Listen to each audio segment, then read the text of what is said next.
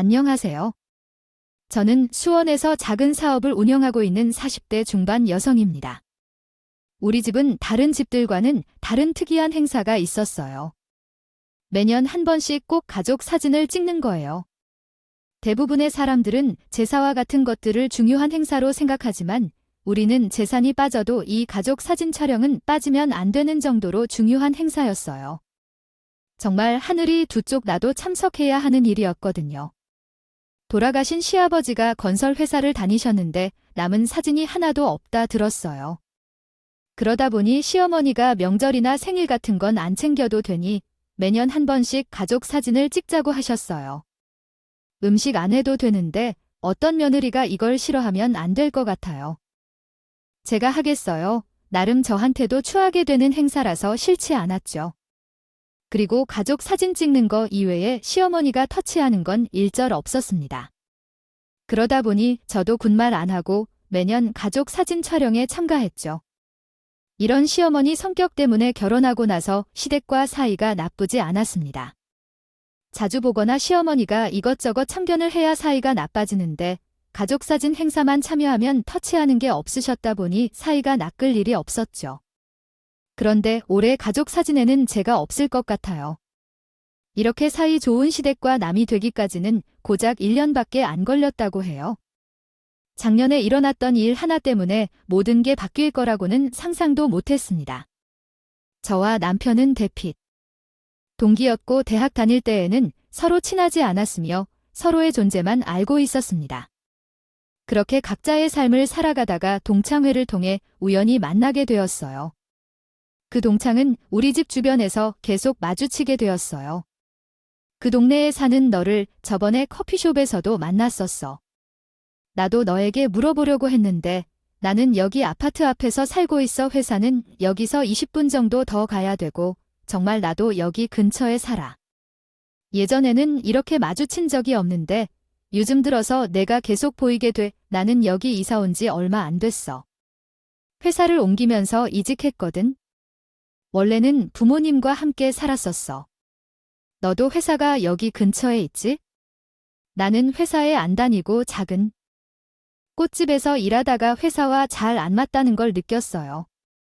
또 제가 꽃을 좋아해서 맞는다고 생각했더니 예전부터 꽃을 좋아한다는 얘기를 들었던 것 같아요.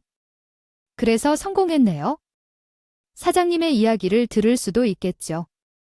그런데 차라리 월급을 받는 게 나에게는 회사 다니기보다 편했어요. 그렇게 대학 동기가 동네 친구가 되었어요.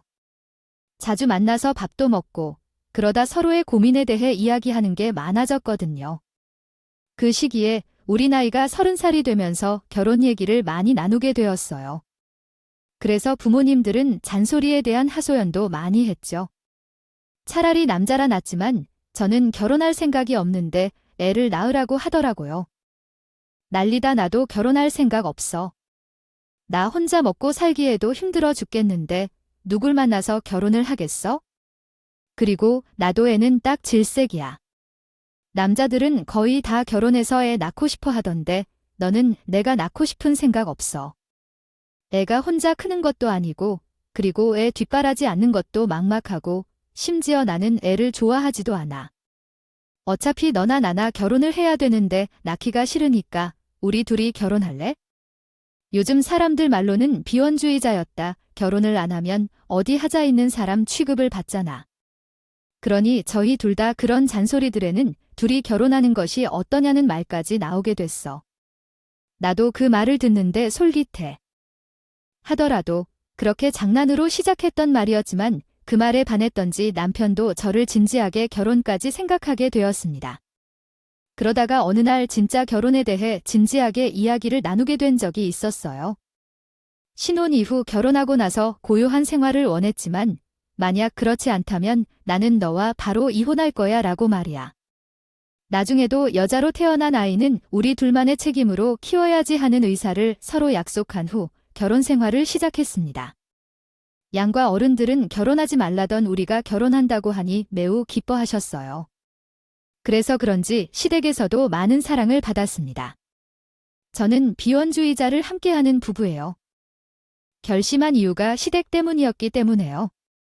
가끔 결혼하는 사람들의 이야기를 듣거나 종종 다른 사람들의 사연을 들으면 남편과의 문제로 헤어지는 분들도 있지만 시댁이나 시아버지와의 갈등으로 이혼을 생각하는 분들도 계십니다. 하지만 제가는 그런 걱정은 없었어요. 시부모님은 물론 시누이도 좋은 사람이었기 때문이에요. 남편과 결혼 준비할 때는 잘 몰랐지만 결혼 후에 시댁을 종종 방문할 때마다 신둘이 항상 집에 있었어요. 사업을 하시는 분이라 시간이 유동적이었고 아침에도 가고 오후에도 가기도 했거든요.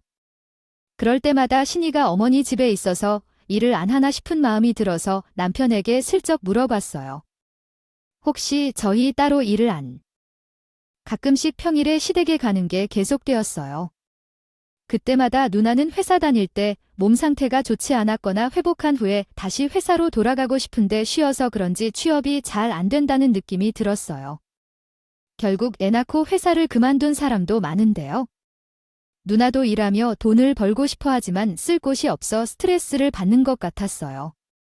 남편에게 신우에 대한 얘기를 듣고 마음이 쓰이기 시작했고 어느 날 꽃집에서 일하다가 신이 지나가는 길이었어요.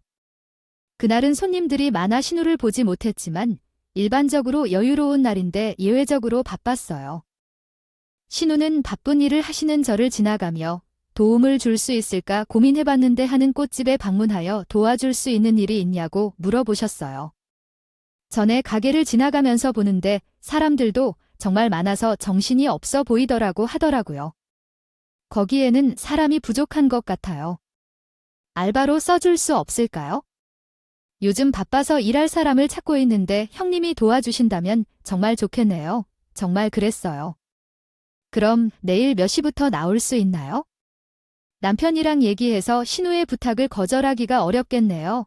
부탁할 때 신중한 태도를 보니 도와줄 수 있는 부분은 최대한 도와주고 싶어졌어요.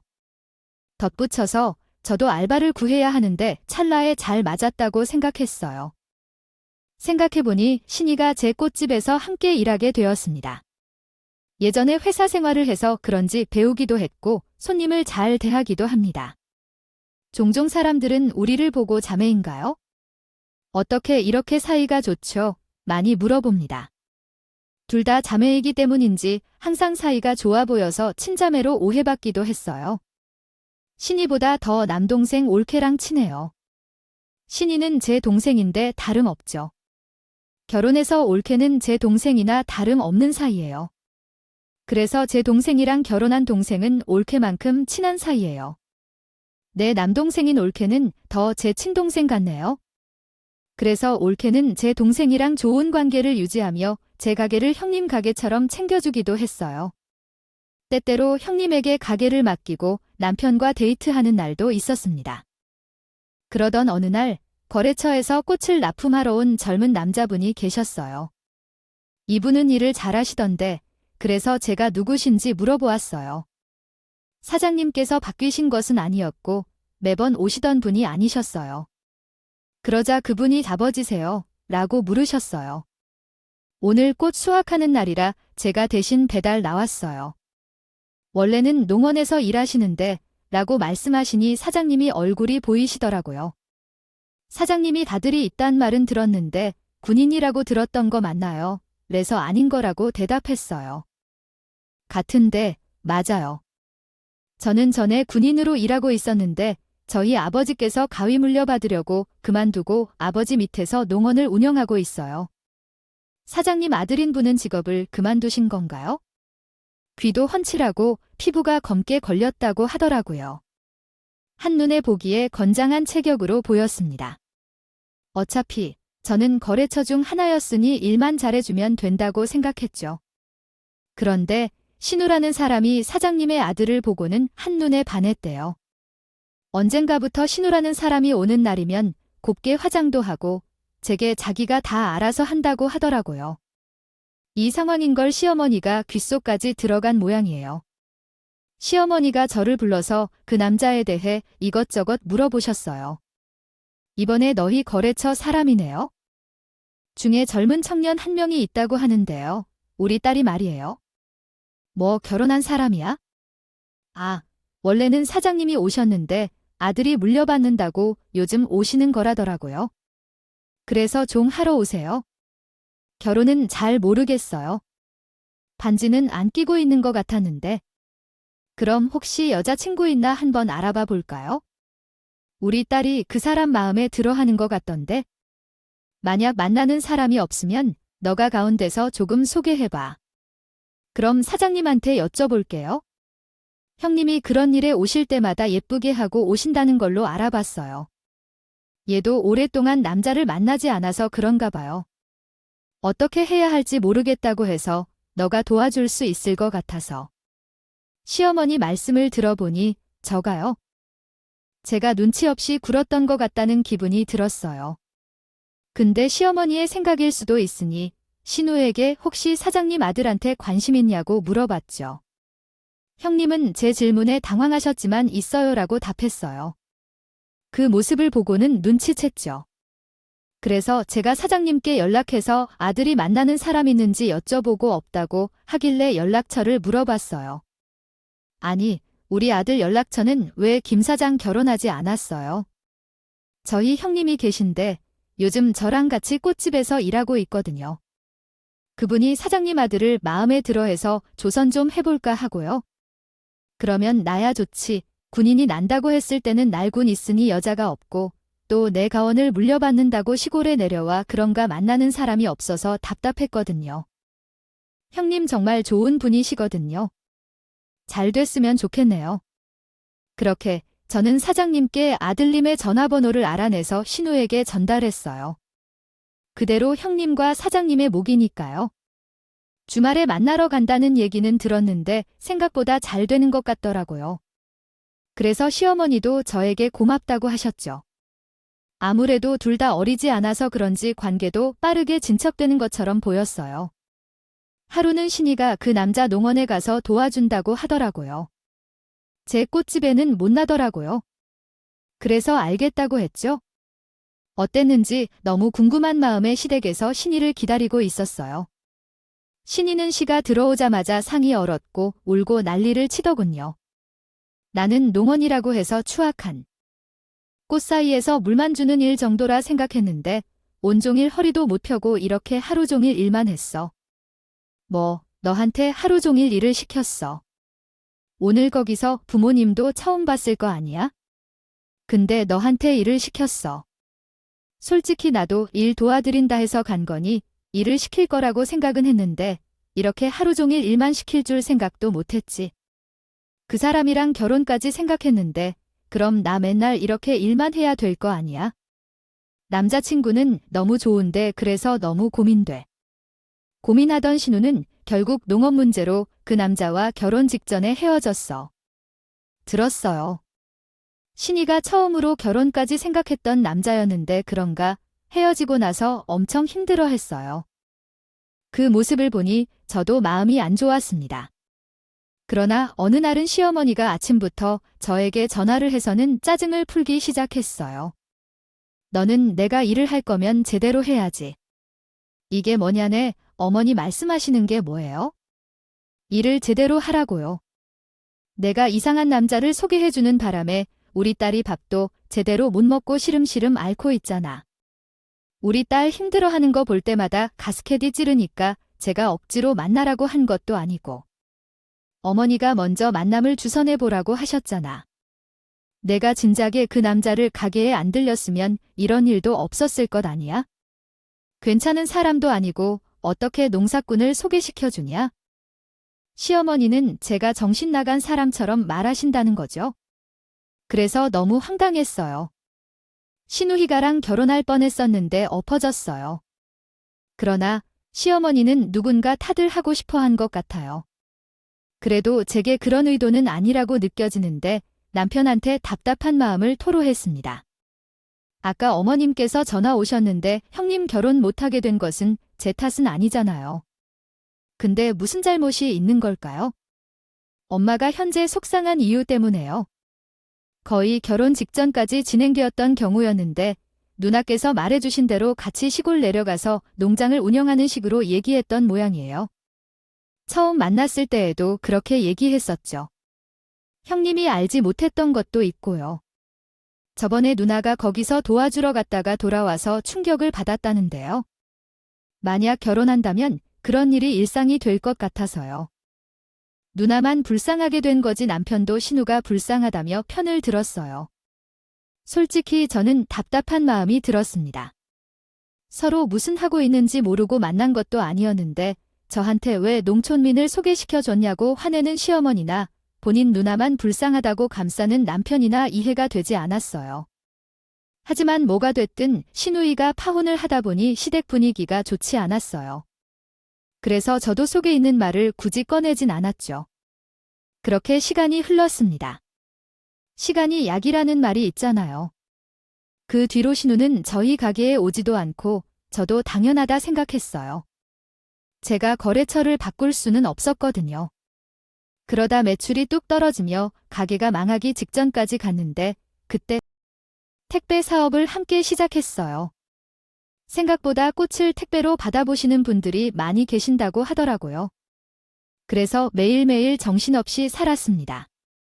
일이 많아지면서 공간이 조금 작다고 느껴졌고 주변에 괜찮은 가게가 나오나 둘러보는 중 괜찮은 매장을 발견했어요. 사실 저는 택배 위주로 하는 생각이라 굳이 1층에 매장이 있어야 될 필요는 없었어요. 그래서 조금 더 넓은 작업장이 있으면 좋겠다는 생각으로 더 둘러보았는데 전체적인 경기 사정이 안 좋아서 그런지 일반 가게와는 달리 넓은 평이지만 놀랍도록 저렴하게 나와서 마음이 이끌렸습니다. 그래서 남편에게 이 사실을 얘기했어요. 나는 이번에 적극적인 결정을 해야 할 것 같아. 10년을 행정해온 거니까 이를 통해 가게를 확장해보자고요. 괜찮은 상가가 저렴하게 나왔다고 해도 제가 그렇게 말하면 남편도 즐거워하거나 적어도 응원해줄 것이라고 생각했어요. 그러나 남편은 제가 예상한 대로 반대로 냉담한 반응을 보였습니다. 서운했지만 가게를 확장해 돈을 많이 벌면 남편이 좋아할 것이라고 생각했어요. 그래서 저는 혼자 가게를 확장할 준비를 했습니다. 그런데 어느 날 남편이 제 적금에 대해 물어봤어요. 그때 적금 모금이 있는지 물어보자 당시 그렇다고는 하지 않았습니다. 아직 적금은 손에 있고 지금은 상가 계약금만 지불한 상황입니다. 남은 돈은 그냥 보유하고 있어요. 그러면 그 돈을 나에게 보내주라고 하셨습니다. 그래서 이번에 친구한테서 좋은 이자 상품을 추천받았거든요. 거기에 목돈을 넣어두면 이자도 많이 붙을 거라고 말이에요. 답니다. 돈이 급하게 필요한 것도 아니었고 이왕이면 조금이라도 이자를 받는 것도 나쁘지 않겠다고 생각했어요. 제 통장에 넣어놔도 이자가 1%밖에 나오지 않아서 조금 아쉬운 마음도 들었거든요. 다른 사람이 아니라 제 남편인데 어떠한 의심도 하지 않고 제 돈을 보내줬습니다. 그런데 어느 날 제가 계약한 가게를 지나가다가 인테리어 공사를 하는 것처럼 보였어요. 이상해서 그대로 부동산으로 가서 물어봤습니다. 아까 오른쪽 길로 보니까 제 가게 공사하고 있는 것 같던데 인테리어 공사하시는 거예요? 아, 그거 사장님이 인테리어 요청하셔서 저는 다 얘기가 된 상황인 줄 알았는데 모르셨어요. 저희 남편이요. 인테리어를 맡긴 거요. 이렇게요. 몰랐는데요. 사모님이 바빠서 사장님이 신경을 쓴다 하시던데 그래서 인테리어 업체를 소개해 달라고 해 우리가 자주 일하는 곳을 알려드렸죠. 근데 사장님이 어찌나 시원시원하신지 바로 계약하세요 했어요. 제가 택배로 꽃을 보내는 사업을 시작한 이후로는 정말 눈코 뜰 새 없이 바빠서 많은 날이 있었거든요. 내가 가게를 확장한다는 얘기를 했을 때는 관심이 없어 보였는데 그래도 내가 걱정이 되었나 싶었어요. 내심 고마운 마음도 느껴졌죠. 그리고 그날 저녁 남편이 꽃집에 대해 물어보기 시작했어요. 요즘 당신이 너무 바쁜 것 같은데 나 그냥 회사 그만두고 나도 같이 가게를 도와줄까 예전에는 같이 하자고 했을 때 꽃집을 남자가 하냐며 싫어했잖아. 무슨 바람이 불었을 때 제가 젊다고 느꼈고 회사에서도 인정받을 것이라고 생각했지만 요즘에는 회사 상황이 계속 나빠지고 있어서 당신과 사업을 함께 하고 싶어졌어요. 예전에는 가게 안에서 손님들을 응대했지만 요즘은 주로 택배를 배송하는 일이 더 많아졌어요. 그래서 같이 사업을 진행하면 더 빨리 처리할 수 있지 않을까 싶었습니다. 남편에게 인테리어에 대해 물어보려고 했는데 그때 남편은 다른 얘기를 하면서 기회를 놓쳤어요. 그러던 중 남편은 회사를 그만두게 되었고 어느 날 제가 남편에게 가게 인테리어에 대해 아는 척 조금씩 이야기를 했습니다. 그때까지 남편이 먼저 제게 확장하는 가게에 대해 얘기하지 않을까 생각하고 있습니다. 안 왔거든요. 제가 이렇게 아는 척을 하면 부끄러워하거나 자랑하듯 말할 줄 알았거든요. 근데 남편은 제 예상과 다르게 당황스러워하는 모습이었어요. 그러면서 횡설수설하기 시작했죠. 남편의 이야기를 듣는 순간 이상하다는 촉이 느껴졌어요. 그래서 너니 내일 같이 가서 확인해보자 요는 식으로 말을 꺼냈죠. 근데 남편이 화들 놀라면서 저를 말렸습니다. 아, 뭘 확인해. 내가 잘하고 있다니까? 당신 바빠서 내가 알아서 하려고 한 거였어. 그리고 당신한테 서프라이즈 하려고 한 건데 당신이 미리 확인하면 안 되지. 아까는 내가 인테리어 물어봤을 때 당황했었잖아. 뭐야, 당 숨기는 거 있어? 내가 숨기는 게 뭐 있겠어? 그게 아니라 당신 모르게 하고 싶었는데? 알게 되어서 그런 거지 꺼림직한 느낌이 없었다면 남편을 그냥 믿었을 거예요. 하지만 그냥 넘기면 안 될 것 같다는 생각이 들었습니다. 그리고 제 눈으로 직접 확인해 보고 싶은 마음이 생겼죠. 그래서 그 다음 날 바로 공사 현장으로 갔습니다. 근데 한눈에 봐도 꽃집에 맞는 인테리어 스타일은 아니었습니다. 그래서 인테리어 사장님께 여쭤봤습니다. 근데 사장님은 제가 생각한 것과는 전혀 다른 말씀을 하셨어요. 집이요라는 말을 처음 듣는데 커피숍 하실 거라 들었어요. 그래서 처음 인테리어 말씀하실 때 홀 쪽에 신경을 써 달라고 하셨어요. 혹시나 누군가랑 헷갈리는 건 아닌가라는 생각에 제가 남편 사진을 보여주며 일함께 맞는지 다시 한번 물어봤습니다. 그러니 사장님도 이 사람이 맞다고 말씀하셨지요. 저는 꽃집을 확장할 것이라고 말씀드렸거든요. 근데 왜 카페 디자인을 하고 있는지 모르겠어서요. 지금 본격적으로 무엇을 시작한 것도 없고 이전에 있던 사람들이 제대로 정리도 안 하고 떠나서 그것부터 처리하고 있었거든요. 나는 사장님이 빨리 처리해 달라고 하셔서 엄청 급한 줄 알았는데 사장님이 꽃집이 성공해서 카페까지 오픈할 줄 알았어요. 우선 공사는 더 진행하지 않을 테니 확인해보고 연락주세요. 대신 기한을 좀 넉넉하게 주셔야 돼요. 분명히 꽃집을 확장할 거라고 했는데 왜 커피숍의 인테리어를 하고 있는지 이해를 할 수 없었어요. 다행히 공사가 진행되고 있는 상황도 아니었고 철거 작업 중이었고요. 그래서 사장님에게 양해를 요청했어요. 도면을 받아들고 남편한테 물어보려고 집으로 향했습니다. 그런데 그 순간 남편이 내 돈을 맡아준다고 했던 것이 떠올라서 급히 집으로 뛰어들었고 남편에게 내 돈방을 물어봤어요. 예전에 내 돈 맡아준다고 했잖아. 나 그것 좀 보내줘. 거래처와 계산하는데 잠깐 공백이 생겨서 그 돈 당신 서재와 인테리어에 사용되었지 뭐. 내가 당신에게 준 돈이 자그마치 1억 원이나 되는데 인테리어에 쓴다고 했다는 거야? 이왕 하는 거 잘 해야지. 오래 사용할 텐데 당신은 나중에 보고 놀랄 거야. 남편이 계속 모호하게 말해서 도면을 보여주며 따져 물었습니다. 당신은 부동산 사업 때문에 바빠서 인테리어 대신 알아봐주겠다고 했는데 근데 나는 꽃집을 확장하려는데 왜 커피숍의 인테리어를 요구하고 있는 거죠? 갑작스럽게 제가 도만 얘기를 꺼내는 거라 찰나의 남편의 표정을 볼 수 있겠다 생각했어요. 그런데 제 생각과는 달리 남편은 너무 천연덕스럽게 얘기하기 시작했습니다. 뭐야, 벌써 확인해 본 거야? 사실 그거 우리 누나 카페 차려주는 거거든? 그러니까 인테리어도 그에 맞춰서 하는 거지? 내가 제 꽃집을 확장하려는데 그걸 왜 형님 커피숍이 나오는 거죠? 당신은 지금 가게에서도 잘 되고 요즘에는 택배로 많이 나가서 집에서도 일할 수 있잖아. 그런데 우리 누나는 그런 거 하나도 없으니까. 그래서 그걸 왜 내 돈으로 차려주냐고. 형님이 필요하면 대출을 받아서 하던가. 도면을 확인하지 않았다면 공사가 끝나고서야 알게 된 것 같아요. 그런데 당황하지 않고 오히려 당당하게 요구하기 시작했습니다. 당신은 왜 그러세요? 진짜 이런 말은 하고 싶지 않았는데 당신이 먼저 해주겠다고 말해야 하는 게 아니냐고 생각했어요. 당신 덕분에 우리 누나도 결혼을 못했거든요. 지금 어떤 얘기를 하고 있는 거죠? 형님이 결혼을 못한 것이 내 탓인 건가요? 제가 뭘 잘 못했는데 솔직히 당신이 중간에서 제대로 처리해줬으면 우리 누나가 그런 남자를 만나지도 않았을 텐데요.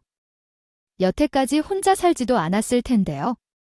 갑자기 왜 이러세요? 남편은 신우이와의 옛날 이야기를 꺼내며 결혼을 망친 것이라고 생각하나요? 카페라도 하나 들어가서 이야기를 해야 하는 거 아닐까요? 얘기를 꺼내더라고요. 너무 어이가 없어서 말문이 막힌다는 기분을 느껴본 적이 있으신가요?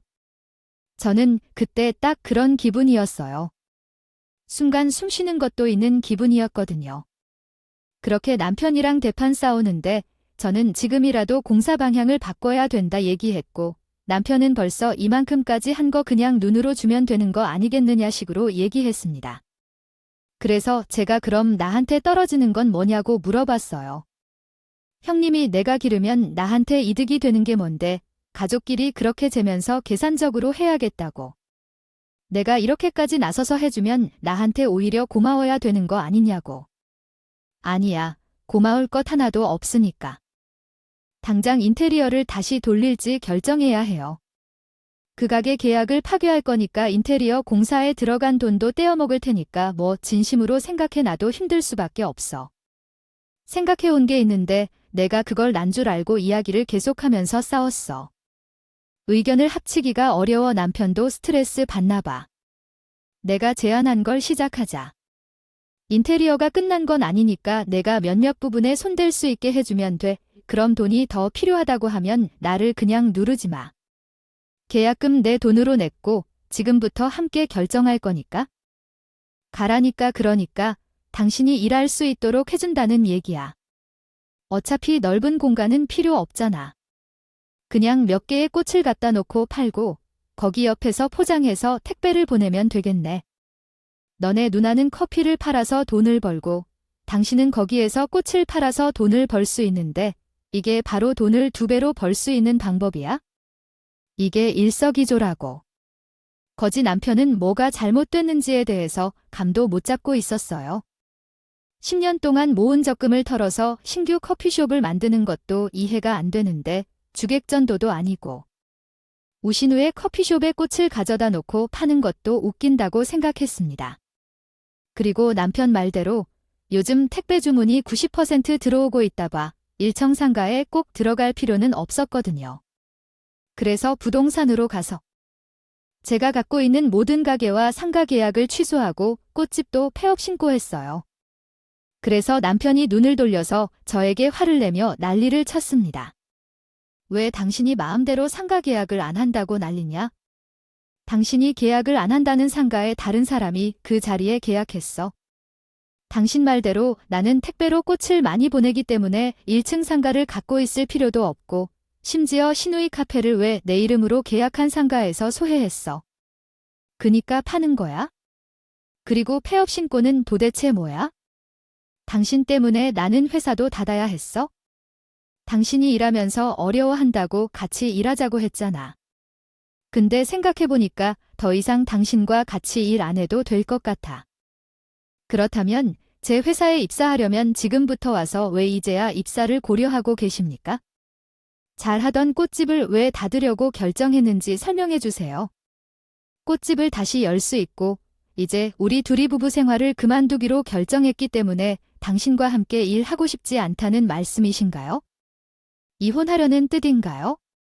남편에게 이혼 통보를 했다는 소식을 듣고 신동과 신우이가 저를 찾아와 이야기를 해결하려고 합니다. 아들이 무엇을 잘못했다고 이혼 결정을 내렸는지 설명해 주세요. 아들이 바람을 피웠거나 도박을 했다면 어떻게 대응할 것인가요? 저는 제 이름으로 가게를 개업하기 위해 준비한 것들을 왜 맘대로 버리게 되었는지 이해하지 못하겠습니다. 제 이름으로 상가를 빌리고 인테리어 공사를 진행했습니다.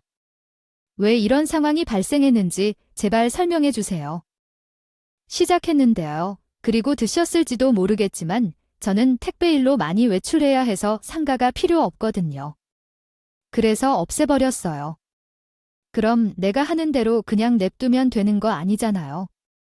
그리고 그 상가 자체가 저렴하게 잘 나온 걸 올케가 잡은 거라며. 근데 그걸 안 한다고 하니까 다른 사람이 같죠? 처음부터 제 이름으로 상가 계약하지 그랬어요. 제가 계약한 가에 제 마음대로 거래 안 하겠다는데 왜 그러세요? 올케는 나한테 미안하지도 않아. 그 정도는 내가 먼저 말 안 해도 올케가 해줘야 되는 거 아니에요? 신우이 또한 본인이 결혼을 못하게 된 이유가 저 때문이라 생각하더라고요. 그러면서 저한테 대지를 메터데이터요 시자이티. 시작해 그때 올케는 잘 해보려고 노력했어요. 바람만 안 넣었으면 나도 이렇게 되진 않았겠지요. 그리고 오랫동안 연애를 못해서 대해 관심을 가져도 올케는 말렸어야지. 지금 제 나이가 몇 살이냐고 탓하는 거예요. 그리고 소개받으라고 떠밀었나요? 다 큰 성인들이 만난다는 걸 제가 어떻게 말려요? 하지만 내 수준에 맞지 않는 남자였으면 올케가 제대로 대처했어야 했죠. 시어머니랑 신랑인데 시어머니도 옆에서 거들었죠. 우리 아들이 너 있고 회사도 그만뒀는데 왜 내 맘대로 폐업을 해버리려 해요? 시어머니와 신랑의 행동을 보면서 예전에 알았던 시어머니와 관련된 생각이 들었습니다. 신우는 만나고 싶었어. 우리가 좋은 사이였었는데 어떻게 이런 식으로 서로 갈라지다니 생각했어. 마음이 아팠지만 그렇다고 모든 것을 해주겠다는 생각은 없었어. 손해를 볼 생각도 없었고 남편도 합창에 나를 몰아세우려고 시작했어. 당신과 이혼하려고 하는 건 맞아.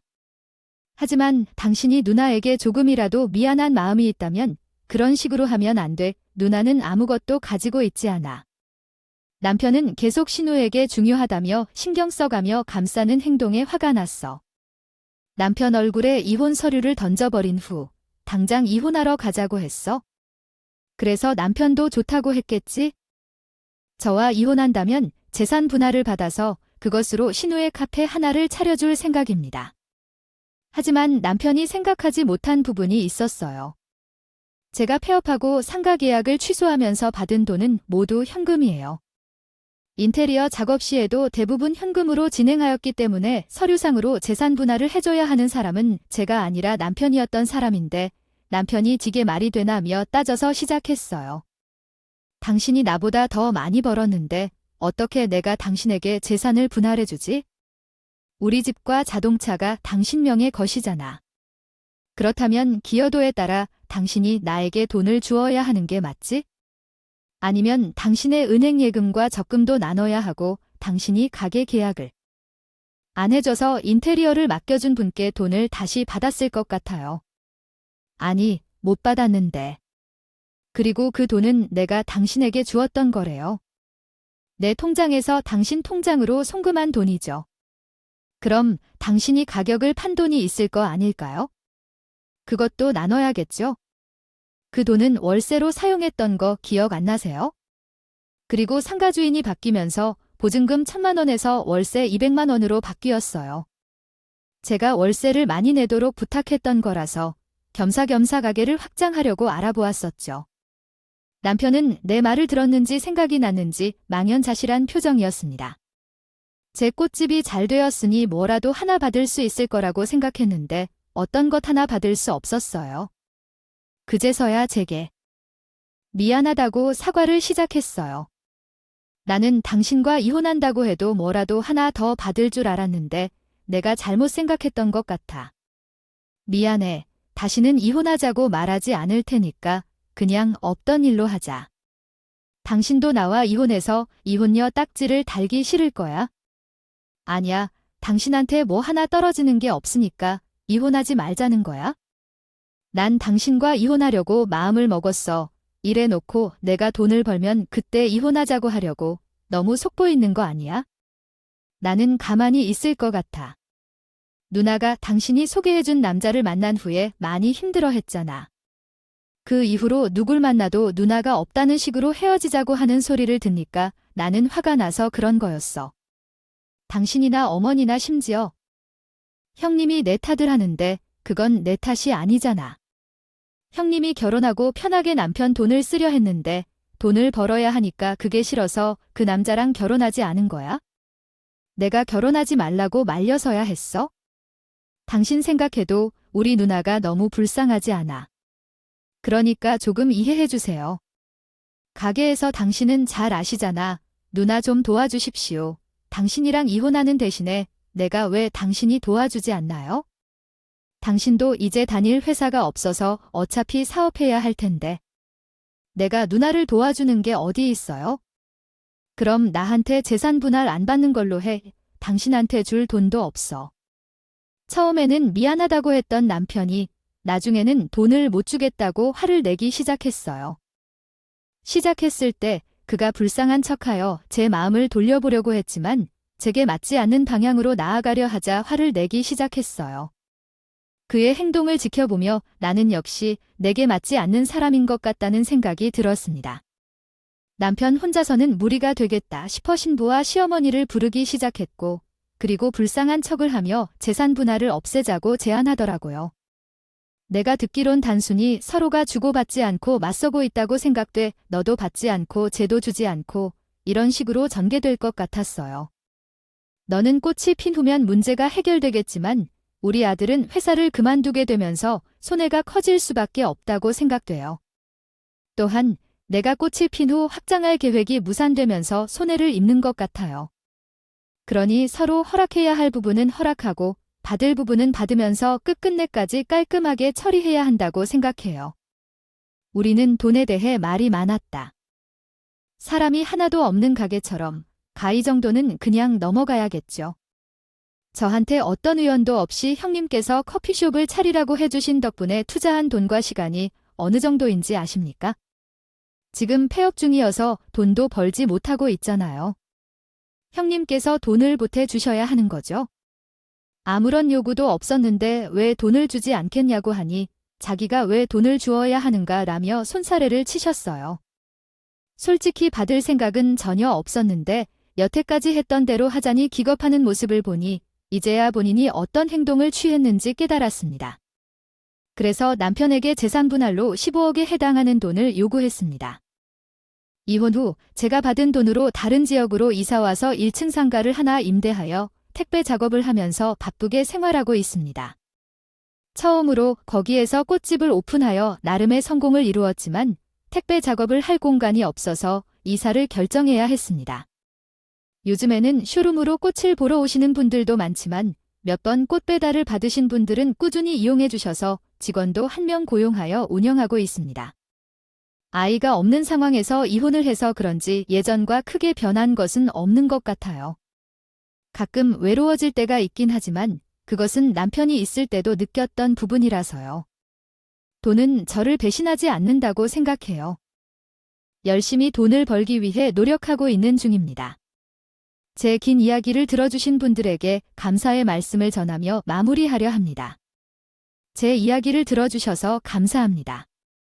오늘도 저희 채널에 와주셔서 감사드립니다. 더 좋은 이야기를 위해 노력하겠습니다.